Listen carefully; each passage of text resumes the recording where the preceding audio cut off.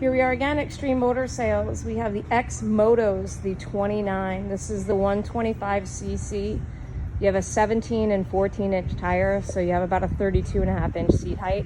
Much bigger than most dirt bikes. Kind of comparable to like the Yamaha TTR 125. It's got the taller seat height on it, so can accommodate larger adults, larger teenagers, but it does have the 32.5 seat height.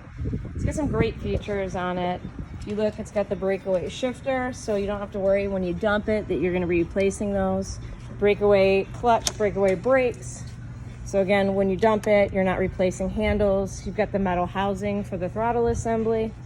You have your upside down forks, your dual vented disc brakes, upgraded carburetor with performance air filter, and then you have your performance pipe.